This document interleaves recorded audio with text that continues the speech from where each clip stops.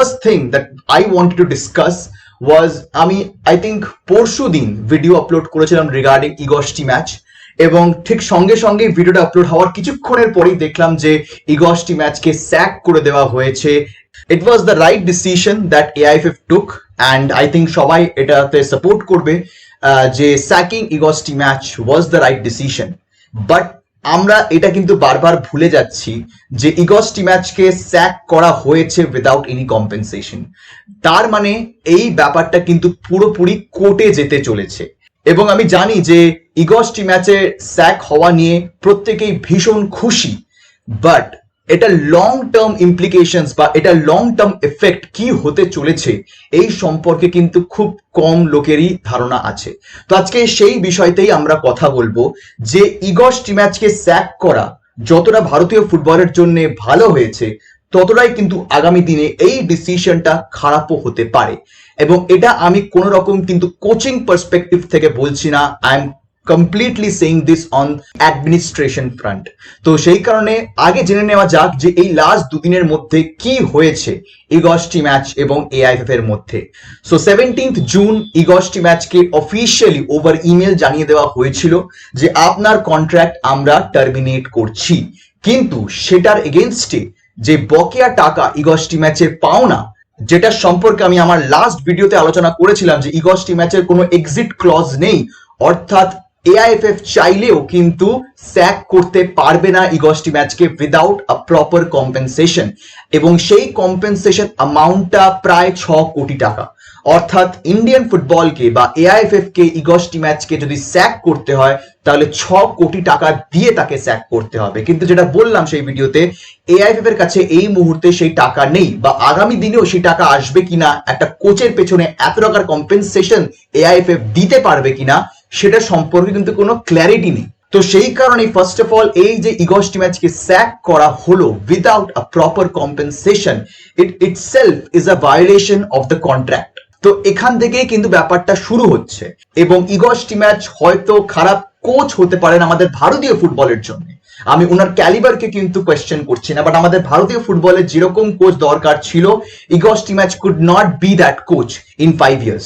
But তিনি খারাপ মানুষ কিন্তু নন, এটা কিন্তু আমাদের সবাইকেই মানতে হবে। তিনি ফার্স্ট ডে থেকেই তার নিজের দাবি অনেক কিছুই রেখেছেন, কিছু আনজাস্টিফাইড কিছু জাস্টিফাইড, বাট এটা আমাদের মানতেই হবে এবং কেউ মানুক কি না মানুক, অ্যাটলিস্ট আমি এটা মানি যে আমাদের ভারতীয় ফুটবলের এই রেজাল্ট, এত খারাপ পারফরমেন্স, এত ফেলিয়ার ক্যাম্পেইনস পরপর, এটার পেছনে Igor Stimac is not the only person to be blamed.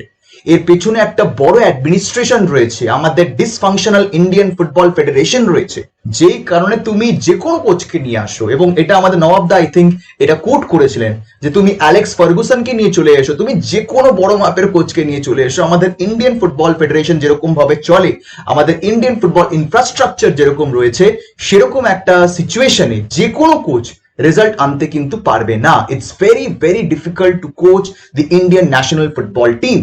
So এখানে ইগস্টি ম্যাচকে আমি পুরোপুরি ব্লেম দিতে পারবো না এবং আমি কোনোদিন দিওনি। He is definitely responsible for this result, but he is not the only person to be blamed for.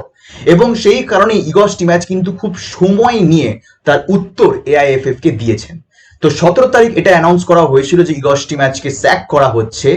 I think আজকে অথবা কালকে রাত্রিরে, এটা আমি ঠিক শিওর নই, বাট আমি বিভিন্ন জায়গা থেকে রিপোর্টস পড়ছি যে ইগস্টি ম্যাচের তরফ থেকে অফিশিয়াল রিপ্লাই দেওয়া হয়েছে AIFF কে এবং ডেফিনেটলি এটা AIFF ইগস্টি ম্যাচকে স্যাক করেছে, দ্যাট ইজ ডান, ওটাকে রিভার্ট করা এই মুহূর্তে সম্ভব নয়।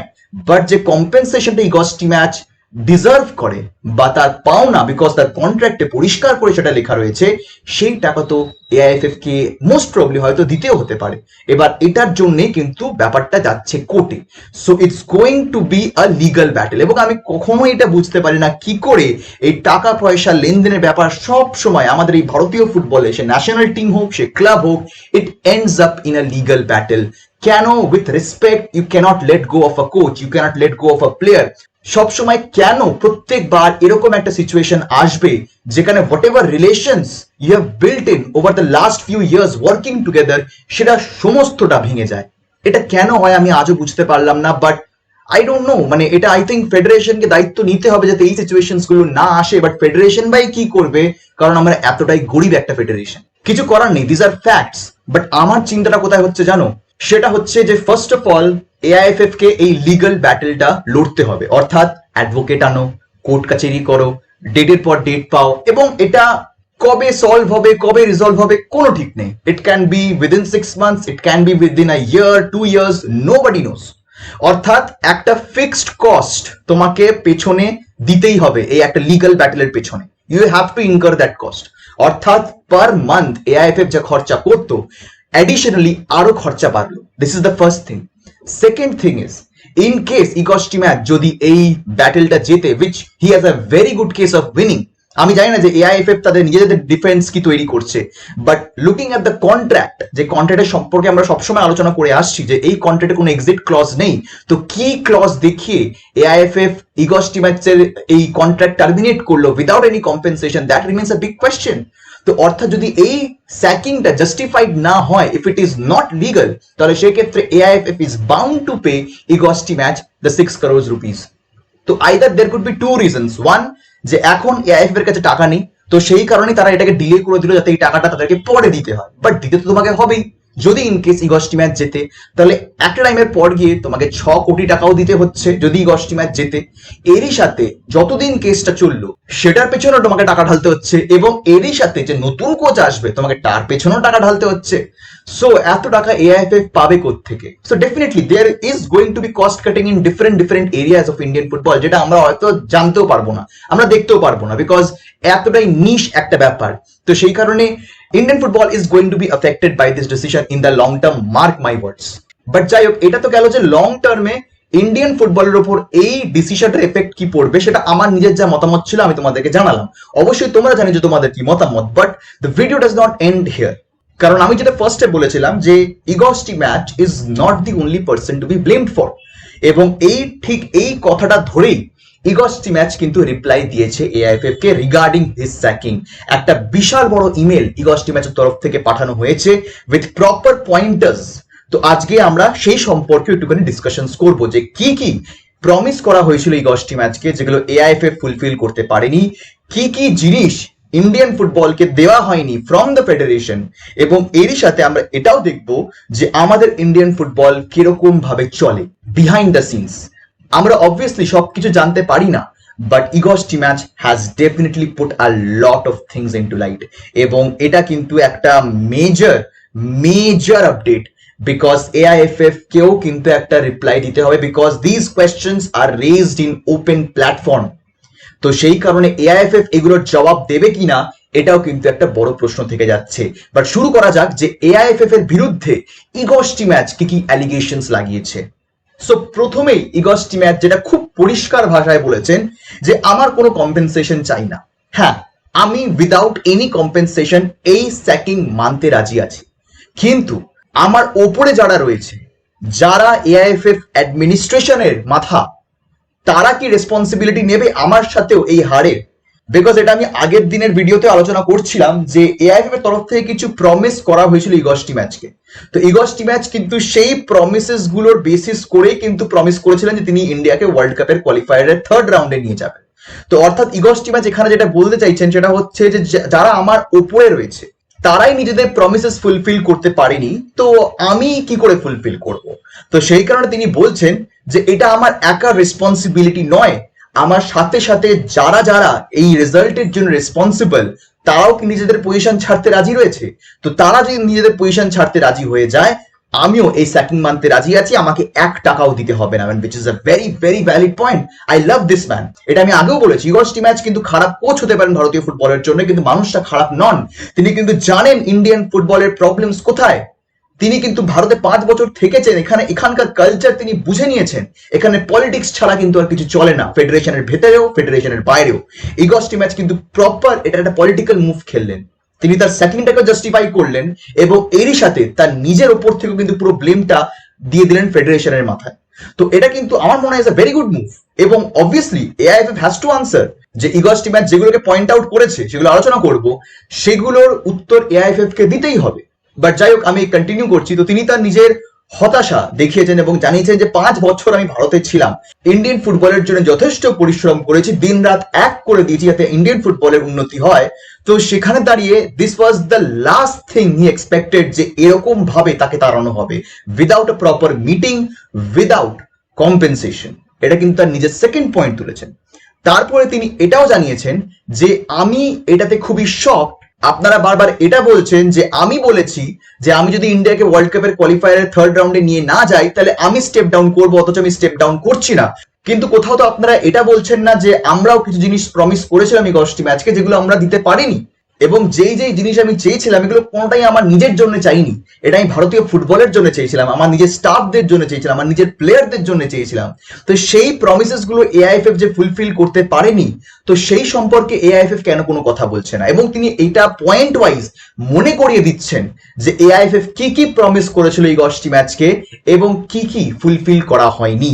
তিনি শুরু করছেন যে কল্যাণ চৌবে ওপেনলি পাবলিক ফোরামে এটাকে বলেছিলেন যে আমাদের গোটা ভারতীয় দল সৌদি আরেবিয়া যাবে অন চার্টার ফ্লাইটস, আফগানিস্তানের যে ম্যাচটা ছিল, এবং এটা পাবলিকলি অ্যাভেলেবেল রয়েছে। তিনি সত্যি কথাটা বলেছিলেন যে চার্টার ফ্লাইটে কিন্তু ইন্ডিয়ান ফুটবল টিমকে পাঠানো হবে সৌদি আরেবিয়াতে। কিন্তু এটা সবাই জানি আমরা যে ইন্ডিয়ান ফুটবল টিম সেই দিন চার্টার ফ্লাইটে যায়নি। এখানে চার্টার ফ্লাইটটা কিন্তু ইম্পর্টেন্ট নয়, ইম্পর্টেন্ট হচ্ছে এক্সাম্পলটা, যে একটা প্রমিস করা হয়েছিল পাবলিক ফোরামে, সেই প্রমিস এআইএফএফ ফুলফিল করতে পারেনি। ফুলফিল করা তো দূর, 3 দিনে ইন্ডিয়া থেকে আফগানিস্তান, আফগানিস্তান থেকে ইন্ডিয়া করা হয়েছে। এটা হচ্ছে বড় কনসার্ন।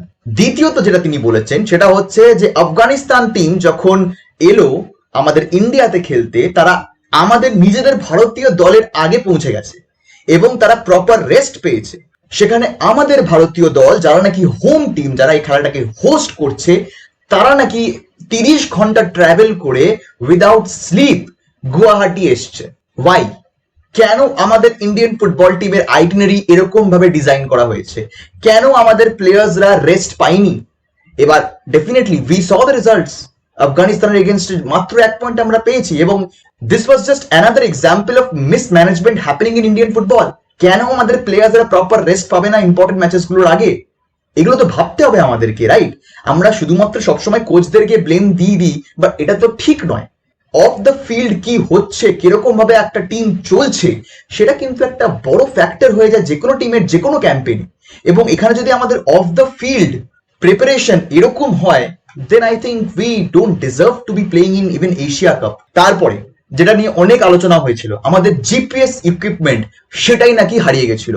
আমরা যখন এশিয়ান কাপ খেলতে গেছিলাম, আমাদের মেইন জিপিএস ইকুইপমেন্ট আমাদের নেই। 200 দিন আমাদের জিপিএস ইকুইপমেন্ট পাওয়া যায়নি, এবং আমরা India was the only team গোটা এশিয়ান কাপ টুর্নামেন্টে যাদের কাছে জিপিএস সিস্টেম ছিল না, জিপিএস ইকুইপমেন্ট ছিল না। এবং আজকের দিনে আমরা জানি যে একটা জিপিএস ইকুইপমেন্ট কতটা ইম্পর্টেন্ট যে কোনো ম্যাচের অ্যানালিটিক্স এর ক্ষেত্রে, যে কোনো প্লেয়ারের অ্যানালিটিক্স এর ক্ষেত্রে। সেই জিনিসগুলো আমরা ভাবি, আমরা বলি যে আমরা অ্যাডভান্সড হতে চাই, আমাদের টেকনোলজি অ্যাডভান্সড করতে হবে।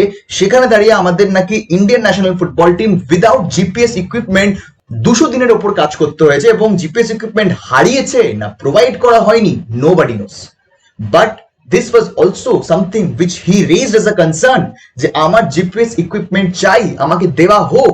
বাট সেই সব কিচ্ছু দেওয়া হয়নি, অথচ আমরা এই সব বিষয় নিয়ে কথাই বলি না। আমরা বলে দিই হ্যাঁ এই 10টি ম্যাচ এই ভুলভাল করেছে, এই 10টি ম্যাচ একে খেলিয়েছে, এই 10টি ম্যাচ ওকে করেছে। আমিও করেছি, আমি মানছি সেটা। বাট আমি বারবার এটাও মেনটেন করেছি যে হি is not the only person to be blamed for this.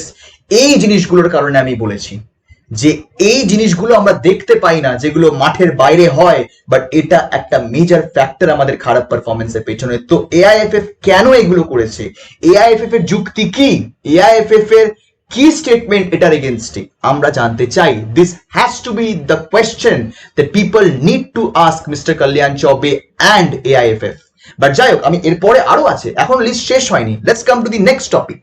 তিনি বলছেন যে ইন্ডিয়ান ন্যাশনাল ফুটবল টিমের যারা অ্যানালিস্ট ছিল, যারা স্পোর্টস সাইকোলজিস্ট ছিল, তাদের কন্ট্রাক্ট শেষ হয়ে যাচ্ছিল, এবং বারবার রিপিটেড রিকোয়েস্ট এর পরেও সেই কন্ট্রাক্ট নাকি রিনিউ করানো হচ্ছিল না। মিস্টার কল্যাণ চৌবে নাকি মার্চের 8 তারিখ যখন কলকাতায় তিনি ছিলেন, তখন প্রমিস করেছিলেন যে হ্যাঁ এইগুলো সাইন করে দেওয়া হবে। সেগুলো নাকি সাইন করা হয়নি। 3 মাস সময় নাকি লেগেছে আমাদের এআইএফএফ কে এই অ্যানালিস্ট এবং স্পোর্টস সাইকোলজিস্টের কন্ট্রাক্ট রিনিউ করতে। তো তার মানে এরকমও দিন গেছে ইন্ডিয়ান ফুটবলে যেখানে Indian football team without match analyst and sports psychologist ছাড়া খেলেছে। মানে ভাবা যায় আজকের দিনে দাঁড়িয়ে একটা টিমের মেইন অ্যানালিস্ট তিনিই নাকি নেই। হাস্যকর। আজকালকার দিনে দাঁড়িয়ে যেখানে data is king, how can you not have an analyst in your team? হাস্যকর, হাস্যকর। মানে আমি ভাবলেও লজ্জা পাচ্ছি যে আমাদের এআইএফএফ এরকম কাণ্ড করে বেরিয়েছে। এবং আমি জানি না, this is only the one sided story. আমরা এতদিন ধরে এআইএফএফ এর বক্তব্য শুনতাম স্টিম্যাচের এগেনস্টে, আজকে প্রথমবার স্টিম্যাচ মুখ খুলেছেন। তো এবার এটা স্টিম্যাচের যে ক্লেমস গুলো তিনি করেছেন এটাও কিন্তু ওয়ান সাইডেড বক্তব্য। আমাদের কিন্তু এআইএফএফ এর পার্সপেক্টিভটাও লাগবে যে কেন এগুলো দেওয়া হয়নি, and if there are no valid reasons behind this, then you can't blame Steammatch entirely for this. You can never do it. But যাই হোক, আমি আসছি পরের গুলোতে। তারপরে কি হয়েছে? তারপরে এটাও হয়েছে যে এরকম সিচুয়েশনসে কল্যাণ চবে এটা এআইএফএফ মিডিয়াকে ইনস্ট্রাক্ট করেছেন যে ইগো স্টিম্যাচের কিছু পাবলিক স্টেটমেন্ট যেগুলো তিনি করেছিলেন সেগুলোকে চেঞ্জ করে দেওয়া হচ্ছে, which was wrong. Second thing হচ্ছে যে যখন এশিয়ান গেমস এর দল তৈরি হচ্ছিল, যেই টিমটা আমাদের ইগো স্টিম্যাচ তৈরি করেছিলেন সেখানে ফোর্সফুলি মিস্টার কল্যাণ চবে এবং সাইয়ের অফিসিয়ালসরা তারা 3টে সিনিয়র প্লেয়ার অ্যালাউ করেছিল খেলতে, যার ফলে আইএসএল ক্লাবদের কাছে একটা অপরচুনিটি চলে এসেছিল যে হ্যাঁ আমি এই প্লেয়ারদেরকেই ছাড়বো। অর্থাৎ ইগো স্টিম্যাচ তার নিজের পছন্দের মতন টিম এশিয়ান গেমসেও নিয়ে যেতে পারেননি। এরই সাথে তিনি বলছেন যে যেরকম travel situation, travel has been a big issue, যেটা ইগো স্টিম্যাচ বারবার বলছেন, travelling has been one of his biggest concern. এই চায়নাতেও এই এশিয়ান গেমস যাওয়ার সময় আমরা জানি যে কত ঝামেলা হয়েছিল যে ইন্ডিয়া যাবে না, ইন্ডিয়া যাবে কি যাবে না, লাস্ট অব্দি তারা গেছে, কিন্তু কিভাবে গেছে সেই নিয়েও কিন্তু ইগো স্টিম্যাচ প্রশ্ন তুলেছেন যে ইট হ্যাজ বিন আনফরগেটেবল, মানে এতটাই জঘন্য এক্সপিরিয়েন্স ছিল। তারপরে তিনি বলছেন যে এশিয়ান কাপের পরে নাকি ইগো স্টিম্যাচের একটা পাবলিক প্রেস কনফারেন্স হওয়ার কথা ছিল, সেই পাবলিক প্রেস কনফারেন্সও নাকি কল্যাণ চবে ক্যান্সেল করে দিয়েছিলেন নিজের পাওয়ারে। Why? Is it because Igor Stimac এই সব কথাগুলো সেদিনকে প্রেস কনফারেন্সে বলতেন? মেবি, মেবি নট, কিন্তু এটা তো আমাদের জানতে হবে। ফর দ্যাট মিস্টার কল্যাণ চবে নিডস টু স্পিক আপ। এইগুলো, এই সব অ্যালিগেশনস কিন্তু ডিরেক্টলি এআইএফএফ কে করা হয়েছে, তাকে করা হয়েছে, তার নাম কিন্তু খারাপ হচ্ছে।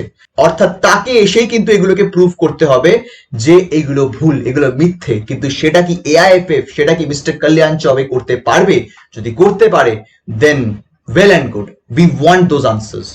তিনি এটা জানিয়েছেন এবং এটা বলেই তিনি শেষ করেছেন যে এরপর আমার সাথে আর কোনো কথা হবে না এআইএফএফ এর। ওনার উকিল রয়েছেন, তিনি এই পুরো দায়িত্ব সামলাবেন। এই পুরো ব্যাপারটা এবার লিগাল ব্যাটেলে যাবে যদি 10 দিনের মধ্যে এআইএফএফ তাকে তার নিজের পাওনা কম্পেনসেশন না দেয়। এবং তিনি জানিয়েছেন যে এআইএফএফ তাকে অনেক ভুগিয়েছে, মেন্টালি হ্যারাস করেছে, পুরো একটা স্কেপগোট করে কিন্তু বারবার প্রেশারটা এআইএফএফ নিজেদের মাথাটাকে ঠেলে ইগো স্টিম্যাচের মাথার উপর বাড়িয়েছেন। এবং যেই কারণে তিনি বলছেন যে এশিয়ান কাপের আগে তার 2টো স্টেনও বসেছে। ভাবা যায়, we didn't know that. I don't think nobody knew that. But it has happened. তার নাকি 2টো স্টেন বসেছে এশিয়ান কাপের আগে। তারপরেও তিনি কিন্তু ভারতীয় দলকে নিয়ে গেছেন এশিয়ান কাপে খেলাতে। আমি বলছি না, আবার বলছি, আমি বলছিলাম যে আমি সবসময় ইগো স্টিম্যাচের ট্যাকটিক্সের সাথে একমত। ভালো কোচ, ভারতীয় ফুটবলকে ভালো জায়গায় নিয়ে গেছেন। না, FIFA ranking A we were 95 যখন তিনি এসেছিলেন, now we are 125. So that tells you that this was not a successful coaching career. But it's a fact যে তিনি কিন্তু নিজের আপ্রাণ চেষ্টা করেছেন ভারতীয় ফুটবলকে একটা জায়গায় নিয়ে যাওয়ার। অনেক চেষ্টা করেছেন, অনেক রকম স্টাইল চেষ্টা করেছেন, বাট নাথিং ওয়ার্কড এবং nothing will ever work for Indian football. যতদিন একটা প্রপার ফেডারেশন স্ট্রাকচার আমাদের এখানে থাকবে না, যতদিন একটা ক্ল্যারিটি, একটা ট্রান্সপারেন্সি থাকবে না ফ্যান্স, ক্লাবস, ফেডারেশনের মধ্যে, ততদিন কিন্তু ভারতীয় ফুটবল উন্নতি করবে না। সে তুমি ইগো স্টিম্যাচকে আনো, সে তুমি আবারও বললাম ইয়র্গেন ক্লপকে নিয়ে চলে আসুন, উনি তো ফ্রি বসে আছেন, ওনাকেও নিয়ে চলে আসুন, দেখবেন উনিও কিছু করতে পারবেন না ইন্ডিয়ান ফুটবলকে নিয়ে। Because we are weak, it's a reality, we are not good enough, we deserve to be where we are right now. আমরা 2019-এর পরে পিছিয়ে গেছি, বাট নো বডি কেয়ার্স। সবার নিজের টাইম মতন স্যালারি চলে আসছে, পে চেক চলে আসছে, ঘুরে বেড়াচ্ছেন, সবকিছু হচ্ছে ইন্ডিয়ান ফুটবলের উন্নতিটা ছাড়া। বাট এইসব জিনিসগুলো তো অ্যাকসেপ্টেবল নয়। একটা কোচ, একটা ভারতীয় দলের কোচ, তিনি 5 বছর এই দেশে ছিলেন, অর্থাৎ যেটা তিনি বলছেন নিশ্চয়ই সব তো মিথ্যে নয়, কিছু তো হয়তো সত্যি। তার কি যায় আসে তিনি নিজে বলছেন যে যেটা এআইএফএ আমার সাথে করছে ইট ইজ ডিফেমিং হিম, তাকে বলছে স্যাক করে দেওয়া হয়েছে, সব আউটলেট বলেছে স্যাক করে দেওয়া হয়েছে। সো ফিউচার জবস এর ক্ষেত্রেও this will be a very big pointer. আপনাকে তো ইন্ডিয়ান ফুটবলে স্যাক করা হয়েছে, but nobody is going to ask the right questions যে কেন তাকে স্যাক করা হয়েছে, আদৌ এটা প্রপার একটা স্যাকিং কিনা। Nobody will ask this questions because আমাদের মিডিয়াও সেরকম, আমাদের এআইএফও সেরকম, আমাদের বসে আছে চেয়ার গদিতে তারাও সেরকম। ইন্ডিয়ান ফুটবলের উন্নতি হবে না, বিশ্বাস করো বন্ধুরা, তোমরা এটা মেনে নাও। আমি মেনে নিয়েছি, আমি সত্যি এবার আমি কোনো এক্সপেকটেশনস রাখি না এই দলের থেকে। ক্লাব ফুটবল যেরকম চলছে চলবে, ন্যাশনাল টিম কতটা কি উন্নতি করবে আই রিয়েলি ডাউট ইট। আমি যেটা আগের দিনও বলছিলাম যে আমাদের 2027-এর এশিয়ান কাপ খেলা কিন্তু আমাদের নাও হতে পারে। ভাবো তাহলে কোথায় আমরা চলে এসেছি। বাট যাই হোক, মাই পয়েন্ট বিং যে এআইএফএফ আদৌ এগুলো উত্তর দেবে কিনা আমরা সেটার অপেক্ষায় থাকবো। যদি উত্তর দেয় AIFF, definitely I will be making a video on that. But আপাতত অবভিয়াসলি তোমরা নিজেদের মতামত আমায় কমেন্ট সেকশনে জানিও, তোমাদের কি বক্তব্য আমায় কমেন্ট সেকশনে জানাতে কিন্তু একদম ভুলবে না। আপাতত আজকের এই ভিডিওটা এখানে শেষ করলাম, দেখা হবে তোমার সাথে পরের ভিডিওতে। আর এই ভিডিও দেখার জন্য তোমাদের সবাইকে জানাবো ধন্যবাদ।